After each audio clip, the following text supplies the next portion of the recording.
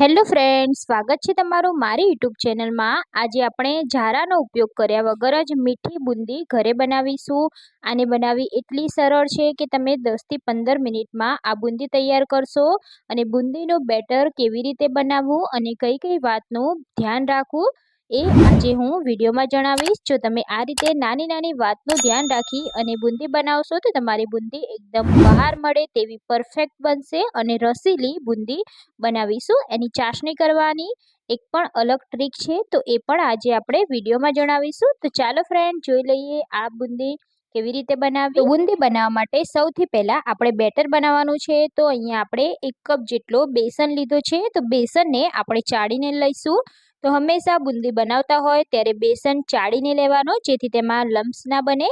તો આ રીતે આપણે બેસનને સરસ એવો ચાળી લેવાનો છે। તો અહીંયા મેં બેસનને ચાળી લીધો છે। તો હવે આપણે તેમાં થોડું થોડું પાણી એડ કરી અને બેટર બનાવવાનું છે। તો ધ્યાન રાખવાનું કે ચણાનો લોટ હોવાથી પાણી વધારે ઓબ્ઝર્વ નથી કરતું, એટલે આપણે પાણીનો ઉપયોગ બિલકુલ ઓછો કરવાનો છે।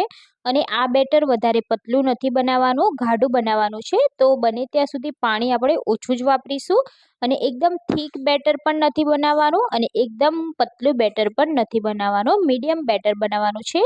તો અહીંયા આ રીતે પાણી આપણે ઓછું જ વાપર્યું છે અને આ રીતે લોટ બધો જ સરસ એવો મિક્સ કરી લેવાનો છે।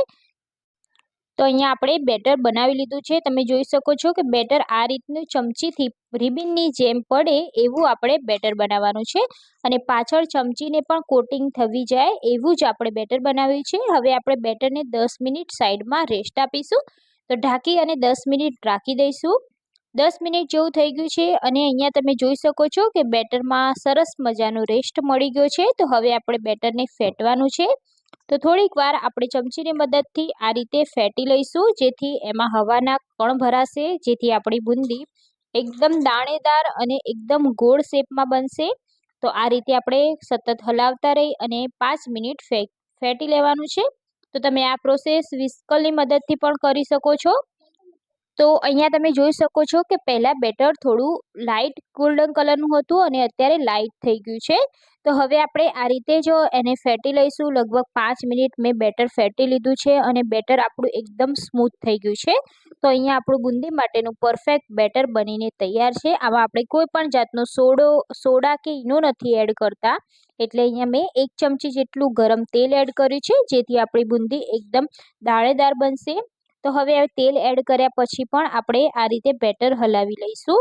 તો આપણું બુંદી બનાવવાનું બેટર બનીને તૈયાર છે। હવે આપણે તેને ગરમ તેલમાં બુંદી પાડીશું। તો મેં અહીંયા ગરમ તેલ રાખી દીધું છે।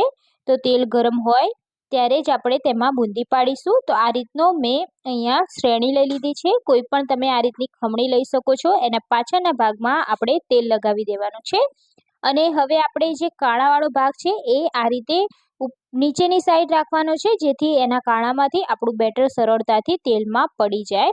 તો હવે આપણે તે ગરમ તેલથી આપણે તેને 3 ઇંચ દૂર રાખવાનું છે અને આ રીતે બેટર આ રીતે એડ કરવાનું છે। તો તમે જોઈ શકો છો કે અહીંયા આપણી બુંદી ફટાફટ જ તેલમાં પડવા લાગી છે। તો બુંદીને આ રીતે આપણે પકડી રાખવાની છે અને એક એક લમ્સ બની અને આપણી અહીંયા બુંદી પડે છે, તમે જોઈ શકો છો। પછી જો એમાંથી બેટર પડવાનું બંધ થઈ જાય એટલે આપણે આ રીતે ખમણીને હલાવતા રહેવાનું છે, જેથી ઇઝીલી બુંદી આપણી તેલમાં પડી જશે। તો ઘણા લોકોને બુંદીના પૂંછડા બનતા હોય છે, પણ તમે આ રીતે બુંદી પાડશો તો બિલકુલ પૂંછડા વગરની બુંદી બનશે। તો તમે જોઈ શકો છો એકદમ ગોળ શેપમાં મોતી જેવી બુંદી આપણી બનીને તૈયાર છે। તો આ રીતે તમે બનાવશો તો પરફેક્ટ રીતે મોતી જેવી બુંદી તમારી બનશે। બેટર બનાવવાની જ ખૂબી હોય છે। બેટર તમે આ રીતે બનાવી લીધું તો તમારી બુંદી એકદમ પરફેક્ટ જ બનશે।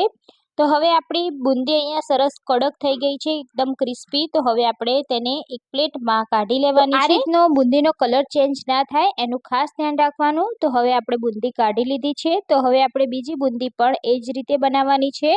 તો એના માટે આપણે જાળીને પહેલાં લૂછી લઈશું। તો ફરીવાર બુંદી બનાવવા માટે જાળીને આપણે લૂછી લીધી છે નીચેથી અને ફરીથી આપણે બેટરને આ રીતે ચમચાની મદદથી એડ કરીશું। તો તમે જોઈ શકો છો કે ગરમ તેલમાં આપણી ફરીથી પણ બુંદી બનીને તૈયાર છે। તો બસ આ જ રીતે આપણે બધી જ બુંદીને તૈયાર કરી લઈશું। તો હવે આપણે બુંદી માટે ચાસણી બનાવવાની છે। તો ચાસણી બનાવવા માટે મેં અહીંયા 1 કપ જેટલી ખાંડ લીધી છે અને ખાંડ આપણી પલળે ત્યાં સુધી આપણે પાણી એડ કરીશું। તો ટોટલ આપણે અડધા કપથી પણ ઓછું પાણી એડ કર્યું છે। તો આપણે પાણી વધારે એડ નથી કરવાનું। હવે આપણે ખાંડને સતત આ રીતે હલાવતા રહી અને ઓગાળવાની છે। તો અત્યારે શરૂઆતમાં આપણે ગેસની ફ્લેમ મીડિયમ રાખીશું, જેથી ખાંડ આપણી સરસ રીતે ઓગળી જાય। જો તમે હાઈ ફ્લેમ પર ખાંડને ઓગાળશો તો જલ્દીથી ઓગળશે નહીં, એટલે આપણે અહીંયા ગેસની ફ્લેમ મીડિયમ રાખીશું, જેથી આપણી ખાંડ એકદમ સરસ ઓગળી જશે। તો ખાંડની આપણે કોઈ પણ જાતની ચાસણી નથી બનાવવાની, ફક્ત ખાંડ એવી મધ જેવી ચીકણી થાય ત્યાં સુધી આપણે તેને ઓગાળવાની છે। તો કોઈ પણ તાર આપણે બનાવવાનું નથી। જો તમે અહીંયા વધારે તાર કે એવું બનાવી લેશો, કડક ચાસણી કરશો, તો બુંદી તમારી કડક બનશે। તો અહીંયા આપણી ચાસણી સરસ એવી થઈ જવા આવી છે। તો હવે આપણે તેમાં 1 ચમચી ઇલાયચી અને ચપટી જેટલો યલો ફૂડ કલર એડ કરી દઈશું અને મિક્સ કરી લેવાનું છે। તો તમે અહીંયા ચેક કરી શકો છો કે હાથમાં એકદમ સરસ એવું ચીકણું પણ આવે ત્યાં સુધી આપણે ખાંડને ઓગાળી છે। તો હાથમાં લઈ અને ચેક કરી લેવાની। તો અહીંયા તમે જોઈ શકો છો કે આપણે હાથમાં લઈ અને ચેક કરી છે, તો આ રીતની ચીકાશ પકડે છે અને કોઈ પણ તાર પણ નથી બનતો। તો અહીંયા આપણી ચાસણી બનીને તૈયાર છે। હવે આપણે આ ચાસણીને નીચે ઉતારી લેવાની છે। તો ચાસણી પણ બની ગઈ છે અને બુંદી પણ બની ગઈ છે। તો ગરમ હોય ચાસણી ત્યારે જ આપણે તેમાં આ બધી જ બુંદી એડ કરી દેવાની છે અને સરસ એવું મિક્સ કરી લેવાની છે। તો અહીંયા આપણે ચાસણી અને બુંદીનું પરફેક્ટ માપ હશે તો જ તમારી આ બુંદી પરફેક્ટ બનશે। તો હવે આપણે હલાવી દેવાનું છે। તો અહીંયા આપણે આ રીતે હલાવી દઈશું તો તમને લાગશે કે અત્યારે ચાસણી મારી વધારે છે, પણ જેમ આપણે આને રેસ્ટ આપીશું એટલે ચાસણી બધી જ બુંદીમાં ઓબ્ઝર્વ થઈ જશે અને સરસ એવી બુંદી આપણી રસીલી બની જશે, કેમ કે બુંદી બધી જ ચાસણીનું પાણી એ બધું શોષી લેશે।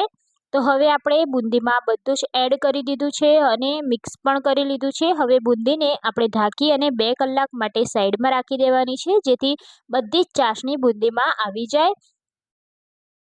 તો અહીંયા મેં બુંદીને 2 કલાક માટે સાઈડમાં રાખી દીધી હતી। હવે તમે જોઈ શકો છો કે બુંદીએ બધી જ ચાસણીને ઓબ્ઝર્વ કરી લીધી છે અને એકદમ સરસ એવી આપણી બુંદી બનીને તૈયાર થઈ ગઈ છે। આ રસીલી બુંદી તમે એકવાર બનાવી અને અઠવાડિયા સુધી ખાઈ શકો છો અને પ્રસાદીમાં તમે આ બુંદી એકદમ બહાર જેવી બનાવી શકો છો। આમાં તમે કોઈ પણ ડ્રાયફ્રૂટ્સ પણ એડ કરી શકો છો, પણ આપણે કોઈ પણ ડ્રાયફ્રૂટ્સ એડ નથી કર્યા। તો હવે આપણે બુંદીને સર્વ કરીશું। તો ગણપતિ બાપાનું આગમન થઈ રહ્યું છે, તો તમે ગણપતિ દાદાના 10 દિવસના પ્રસાદમાં જો આ રીતની બુંદી બનાવી લેશો તો ગણપતિ દાદા પણ ખુશ થઈ જશે અને બધાને બહુ જ ભાવશે। આમાં કોઈ પણ જાતની ઝંઝટ પણ નથી અને ફટાફટ જ આ બુંદી બનીને તૈયાર થઈ જાય છે। તો ફ્રેન્ડ્સ, આ વખતે તમે પણ આ ગણપતિમાં આ બુંદી એકવાર જરૂરથી બનાવી લેજો। તમને મારી રેસીપી પસંદ આવી હોય તો પ્લીઝ વિડીયોને લાઇક અને શેર કરી દેજો અને મારી ચેનલ પર નવા હોય અને ચેનલને સબસ્ક્રાઇબ ના કરી હોય તો સૌથી પહેલાં ચેનલને સબસ્ક્રાઇબ કરી લેજો। બાજુમાં આપેલા બેલ આઇકોન પર ક્લિક કરી લેજો, જેથી નવી નવી રેસીપીના નોટિફિકેશન ફ્રેન્ડ્સ તમને મળી જાય। તો ફરી મળીશું આપણે આવી જ એક નવી રેસીપી સાથે। ત્યાં સુધી બાય બાય, જય Shri Krishna, thank you for watching.